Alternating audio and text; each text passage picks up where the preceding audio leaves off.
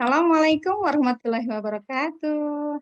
Semangat pagi Indonesia. Hai, sahabat Erlangga.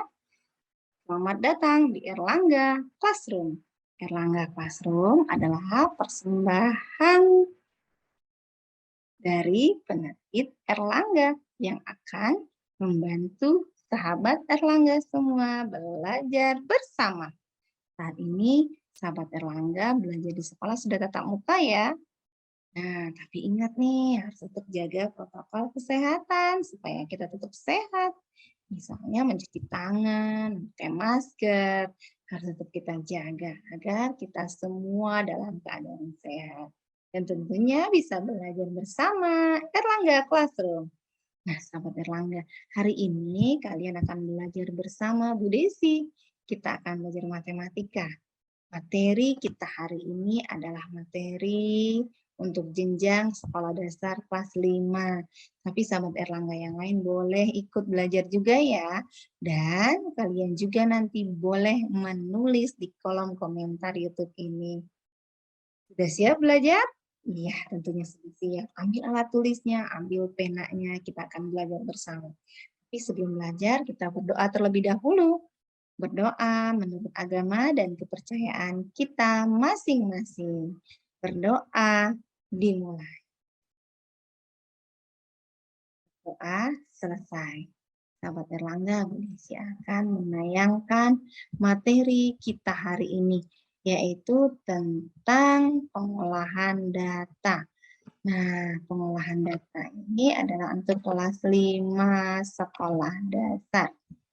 Materi kita tentang pengolahan ini nanti sahabat Erlangga diharapkan dapat semuanya menjelaskan ya, dapat menjelaskan dan menganalisis data yang berkaitan dengan peserta didik dan cara mengumpulkannya, dan juga kalian nanti dapat menjelaskan, mengorganisasikan dan menyajikan data yang ada dan membandingkan dengan data lingkungan di sekitarnya nanti dalam bentuk tabel, dalam bentuk daftar, dalam bentuk diagram gambar, dan diagram garis. Nah, sahabat Erlangga, nanti kalian juga akan memahaminya dalam bentuk diagram lingkaran. Yuk, yang pertama kita akan belajar tentang mengumpulkan data. Tapi sebelumnya, data itu apa sih? Ya, data adalah catatan informasi yang diperoleh berdasarkan fakta. Jadi fakta yang ada, fakta yang kalian peroleh itu yang kalian nanti sajikan. Jadi di sini dituntut untuk kejujuran kalian. Jadi data-data itu harus tertulis, harus lengkap apa yang sudah diperoleh. Nah, cara pengumpulannya bagaimana? Dilakukan secara langsung maupun secara tidak langsung. Dengan caranya mewawancara, mengisi angket atau kuesioner, dan mengambil data dari sumber yang ada. Contohnya, wawancara itu secara langsung. Misalnya kalian menanyakan langsung kepada teman kalian. Berarti wawancara dilakukan secara langsung. Kalau kuesioner berarti kalian secara tidak langsung. Kenapa tidak langsung? Iya, karena kalian membutuhkan alat bantu kertas yang akan digunakan untuk menanyakan data kepada teman-teman kalian. Oh iya, terlewat. Nah, data-data ini nanti kalian sajikan dalam bentuk tabel dan lain sebagainya. Tapi cara mengisinya bagaimana nih kuesionernya? Iya, pertama kalian isi nama kalian dulu. Nanti berdasarkan apa yang diminta data itu, misalnya kalau di sini ada kuesioner olahraga nih, kegemaran. Kegemaran siswa kelas 5. Nanti kalian bisa mencentang salah satu dari kegemaran kalian. Kalau suka sepak bola, centang sepak bola. Kalau suka basket, centang basketnya. Nah, ini namanya secara tidak langsung. Nanti data-data ini kalian sajikan dalam bentuk daftar. Ini dia. Baca daftarnya. Yang suka sepak bola itu ada 2 orang siswa. Nih, sebanyak 7 siswa gemar sepak bola. Sebanyak 8 siswa gemar futsal. Sebanyak 5 siswa gemar basket. Sebanyak 3 siswa gemar voli. Sama ya. Dan yang suka renang ada 5, yang bulu tangkis ada 4. Nah, ini dalam bentuk daftar. Nanti kalian juga bisa menyajikan dalam bentuk tabel. Contohnya seperti ini, ada nomor, kegemaran, dan banyak siswa. Jangan lupa kasih nama nih. tabel kita tentang apa ya? Kalau yang di sini adalah kegambaran siswa kelas 5. Ini yang suka futsal ada 7 orang, futsal ya 8 orang, sepak bola ada 7, basket ada 5, voli ada 3, renang ada 5, bulu tangkis ada 4. Nah, sahabat Erlangga, ini ada 2 nih. Baru 2 dalam bentuk daftar, dalam bentuk tabel. Kalau sekarang, kita akan lihat dalam bentuk diagram gambar. Berarti nanti ada gambar-gambar. Iya, benar sekali. Nah, caranya gimana Bu Desi? Pertama kita buat dulu tentang apa ini ya? Tentang apa ya? Tentang buku. Berarti nanti ada gambar-gambar buku. Nah, di sini ada buku yang dimiliki oleh teman-teman kalian. Buku cerita. Nita memiliki 4 buku. Berarti nanti ada 4 buah gambar buku. Kalau Bayu ada 2, Fitri ada 3, Edo ada 1 gambarnya, dan Ajeng ada 5. Kenapa?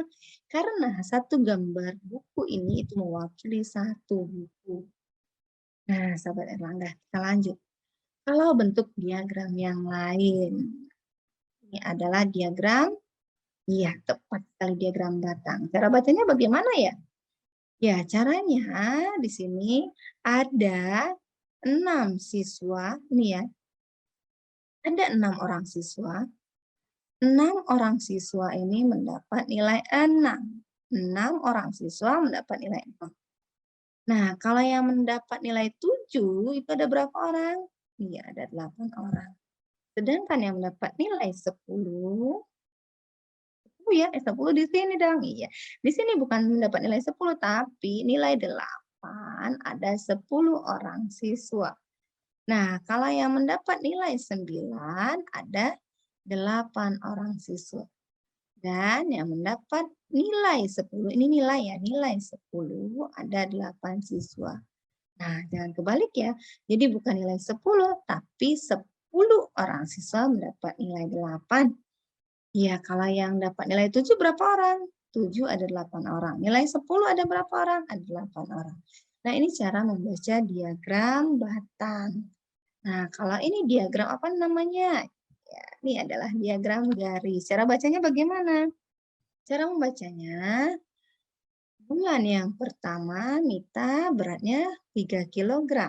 Dari mana dapatnya Bu Desi? Dari sini kita lihat nih. Ini bulan pertama, bulan kedua, bulan ketiga, bulan keempat, bulan kelima. Tunggu tegaknya ini adalah berat badan. Ya, berat badannya ada berapa bulan pertama? Ada 3. Berat badan bulan kedua ada 4, bulan ketiga ada 5, bulan keempat ada 7, dan bulan kelima ada 8. Nah, ini untuk diagram garis. Kita lanjut ke bentuk berikutnya, ini tentang diagram lingkaran. Nah, ternyata di sini ada sebanyak 20% dari jumlah siswa itu yang suka apel. Ada 35% yang suka jeruk, ada 20% suka pisang, dan 25% suka mangga. Ini bentuknya bagaimana? Nah, iya, karena dia bentuk diagram lingkaran, tapi dia bentuk lingkaran. Mangga tadi ada 25, apel 20, jeruk 35, pisang ada 25. Kalau kita mau melihat berapa jumlah siswanya yang suka mangga, apel, pisang, berarti kita akan menentukan caranya. Caranya seperti ini, sahabat Erlangga. Banyak siswa yang menyukai buah apel. Apel berarti apel berarti ada 20%. Di sini ya. Nah, berarti 20%. 20% itu kita kalikan dengan 40. Kenapa 40? Karena banyak siswanya, ada 40 orang. Jadi di sini 20/100 kali 40 sama dengan 8. Dari mana dapatnya? Ya, itu tadi ya. 20 bagi 100 berarti boleh nih kita coret 1 0. Ini juga, ini kan artinya nih dibagi ya. Jadi 0-nya di sini habis. Habis berarti tinggal 2 dibagi 1 sama dengan 2 kali 4 yaitu 8. Oke, sekarang banyak siswa yang menyukai jeruk. Sama seperti tadi ya sahabat Erlangga. Kita coret dulu di sini 1. 35 bagi 10 kali 4 sama dengan 14 siswa. Nah, kalau yang suka pisang ada berapa? Pisang tadi 20%, sama juga dengan apel ya. Berarti udah lanjut aja. Yang suka mangga, mangga 25%. Mangga 25% dari 100 yaitu seperempatnya. Seperempat dari 10 ya 40, atau kalau kita mau menghitungnya 25 bagi 100 kali 40, coret di sini 1. 25 bagi 10 kali 4 sama dengan 10.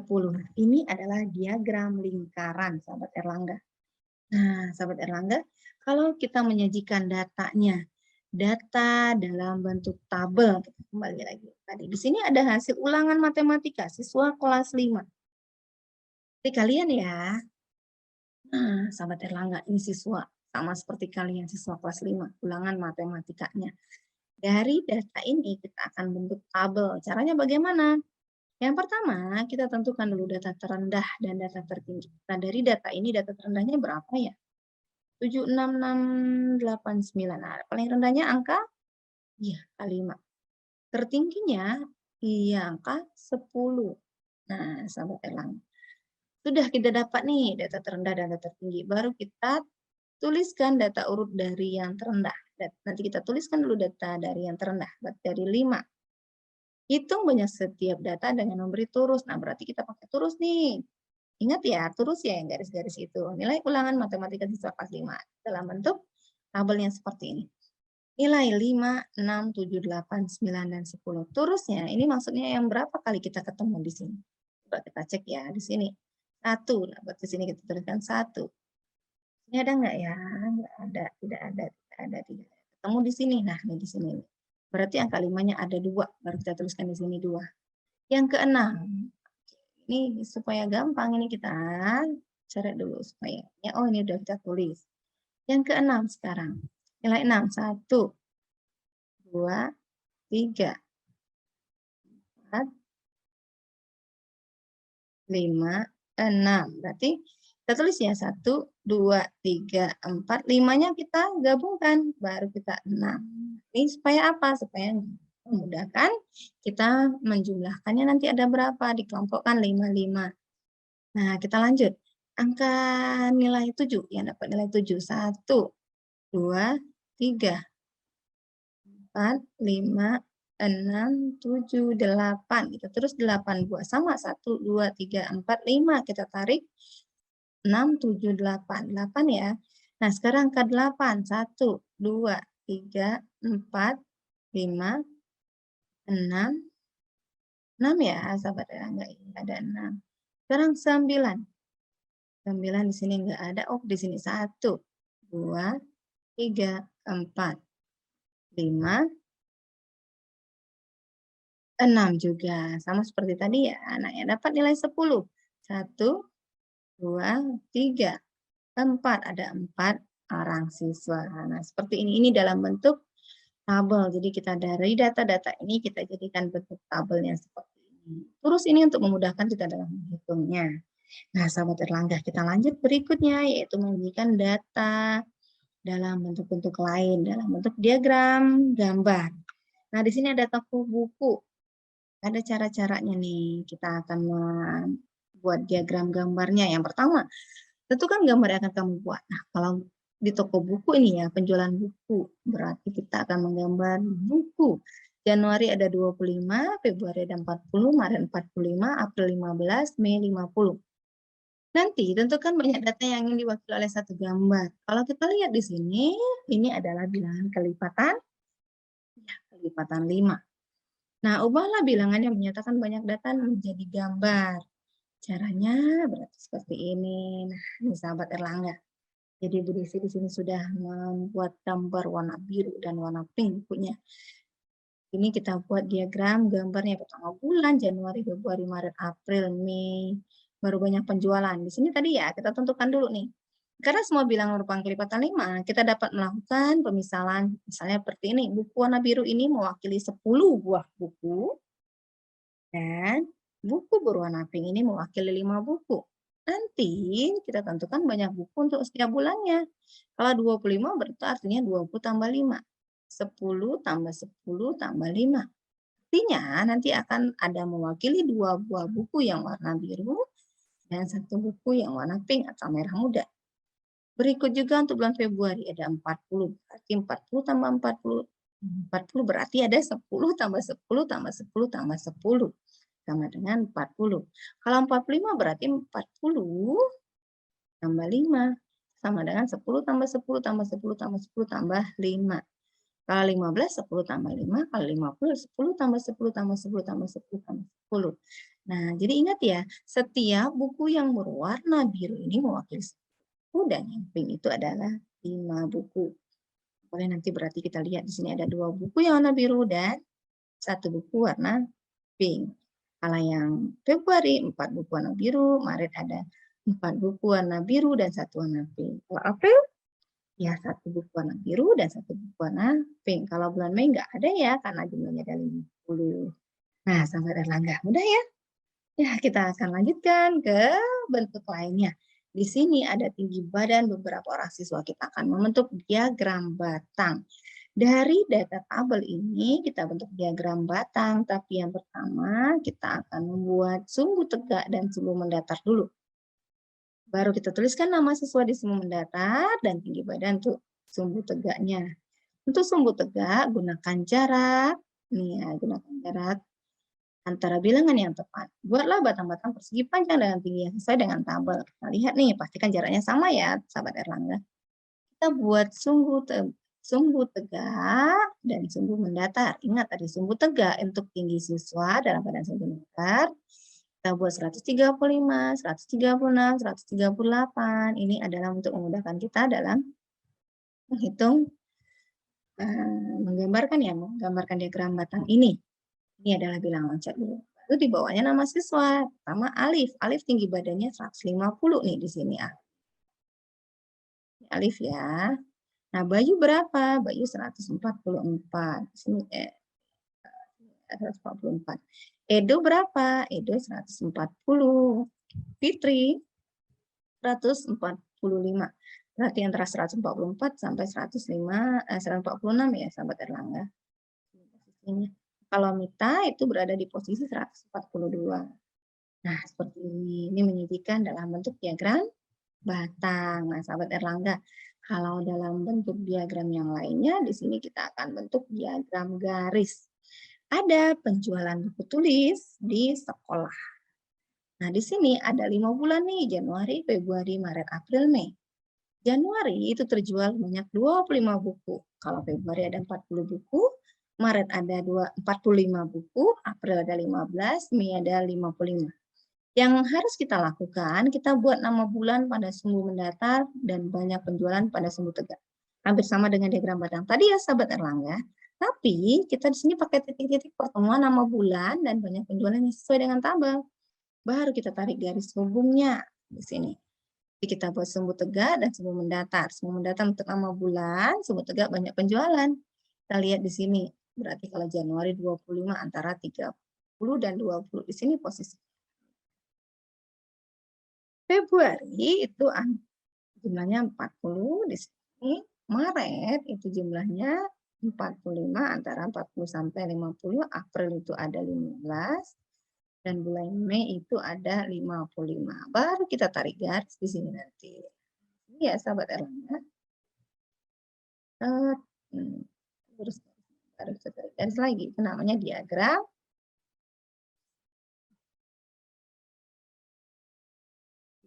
garisnya. Lurus ya, gambarnya. Nah, ini dia. Jadi garis-garis ini namanya diagram garis titik-titik pertemuannya. Ini ya sahabat Erlangga ya. Jadi garisnya pakai penggaris. Nah, bisa ya sahabat Erlangga? Baik, sahabat Erlangga, kita masuk ke bagian ketiga ya, yaitu menafsirkan sajian data. Nah, menafsirkan data itu apa sih? Menafsirkan data itu berarti mencari informasi lain yang tidak tertulis pada data itu. Nah, dari banyaknya informasi lain yang dapat diperoleh dari data yang telah kita sajikan tadi, berikut kita akan lihat dalam tabel atau diagram.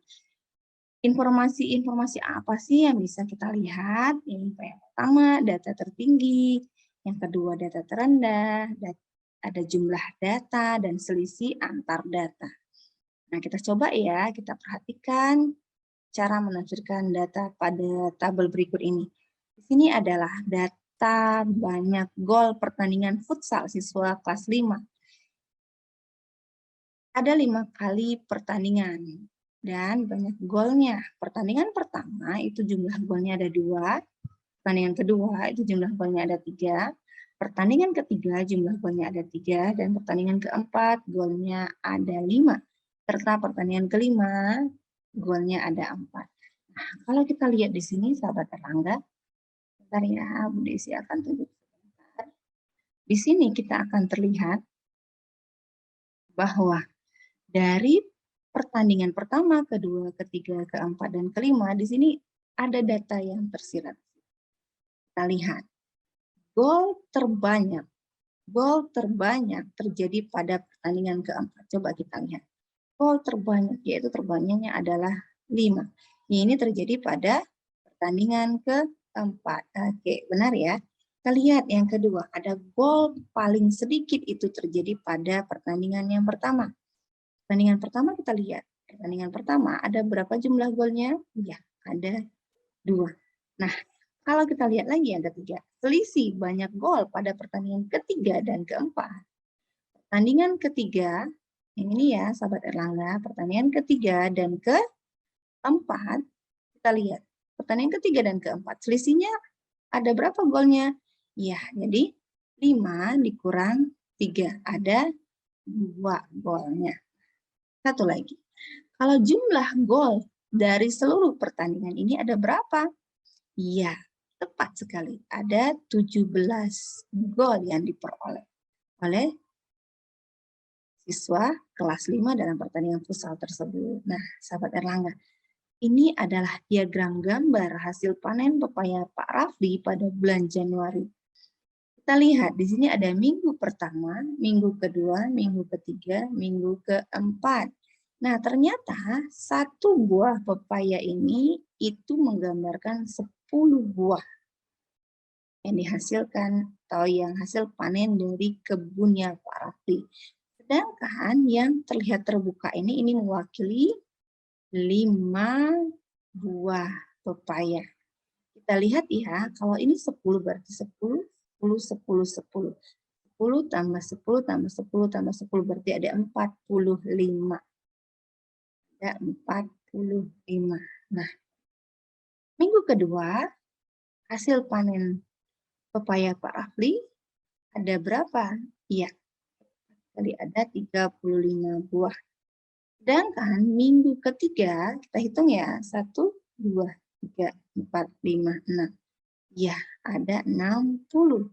Serta yang keempat, pada minggu keempat, 1, 2, 3, 4, 5. Ada 55 buah.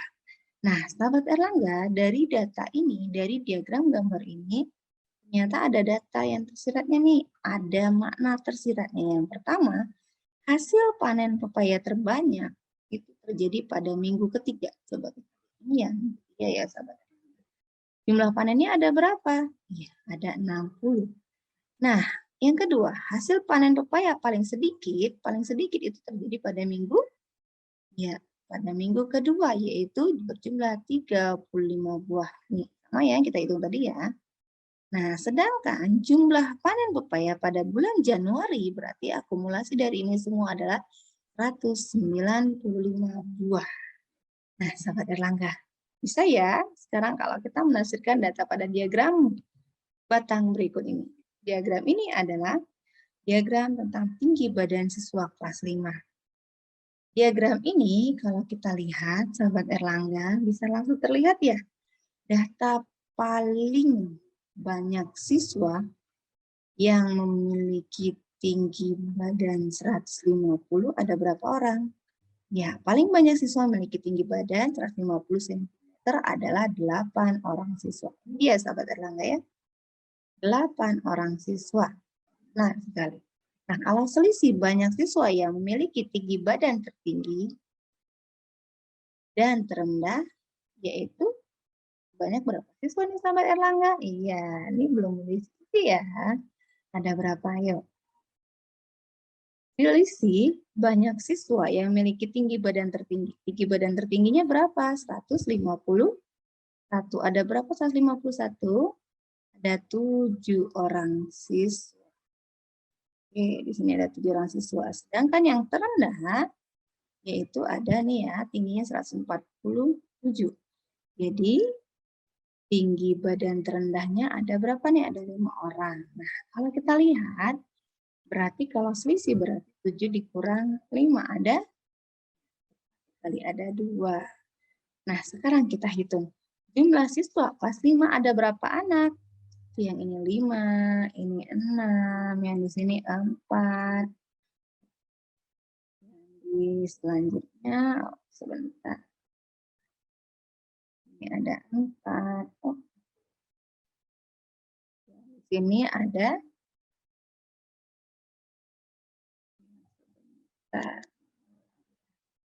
yang 150 ada 8. Jadi kita kalau hitung 5 tambah 6 tambah 4 tambah 8 tambah 7 jumlahnya ada 30 siswa. Nah, sahabat Erlangga, kita lihat dari bentuk diagram yang lainnya.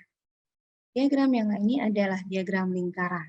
Nah, diagram lingkaran ini dari data yang bisa kita tafsirkan adalah yang pertama paling banyak siswa mendapat nilai 8 yaitu berjumlah 16 orang siswa. Itu didapat dari mana? Ya, karena yang 8 ini yang warna ungu itu ada 40%. Jadi 40 per 100 kali 40 sama dengan 16 siswa. Sedangkan siswa yang paling sedikit mendapat nilai 10. Benar ya? Ya, karena jumlahnya hanya 5%. Jadi 5 per 100 kali 40 sama dengan 2 siswa. Ada yang jumlah sama nggak ya siswanya yang persentasenya? Ya, yaitu nilai 9 dan nilai 6 sama-sama mendapat 20%. Jadi 20 per 100 kali 40 sama dengan 8 orang siswa. Jadi nilai 6 ada 8 orang siswa, nilai 9 juga ada 8 orang siswa. Nah, sahabat Erlangga, sekarang kita lihat nih diagram yang terakhir yaitu tentang diagram garis. Ternyata diagram garis ini juga bisa kita tafsirkan. Yang pertama, siswa yang lulus pada tahun 2013 itu sebanyak 50 orang siswa. Coba lihat ya, yang 2013. Nah, yang kedua, jumlah siswa terbanyak yang lulus pada tahun 2015 karena garisnya paling tinggi ya titiknya, yaitu berjumlah berapa? 60 orang siswa. Nah, yang ketiga, sahabat Erlangga, jumlah siswa paling sedikit yang lulus, yaitu pada tahun 2014, hanya berjumlah 40 orang siswa. Nah, ternyata dari 2013 ke 2014 itu terjadi penurunan jumlah kelulusan siswanya. Berapa ya kira-kira turunnya? Ya, tepat sekali 2013. Ada 50, berarti 50 dikurang 40 sama dengan 10 siswa. Nah, kalau jumlah siswa keseluruhan bagaimana, Bu Desi? Iya, itu kita tambahkan setiap tahunnya 2012 ada 45, 2013 ada 50, 2014 ada 40, 2015 ada 60, 2016 ada 55, sama dengan 250 siswa. Nah, sahabat Erlangga, tidak terasa ya, ternyata kita sudah selesai pembelajarannya hari ini. Itu tadi materi tentang pengolahan data untuk jenjang siswa kelas 5 sekolah dasar. Semoga sahabat Erlangga sudah paham ya. Dan jangan lupa untuk like and subscribe channel ini. Nantikan Erlangga Classroom selanjutnya. Ingat ya, tetap di hari dan jam yang sama. Jangan lupa sahabat Erlangga, kita ajak teman-teman kita untuk belajar bersama. Dan tentunya tetap jaga kesehatan.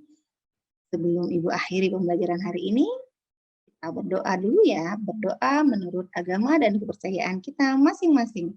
Berdoa dimulai. Berdoa selesai. Terima kasih atas kehadirannya, sahabat Erlangga semua. Sampai jumpa kembali dan salam sehat selalu. Assalamualaikum warahmatullahi wabarakatuh.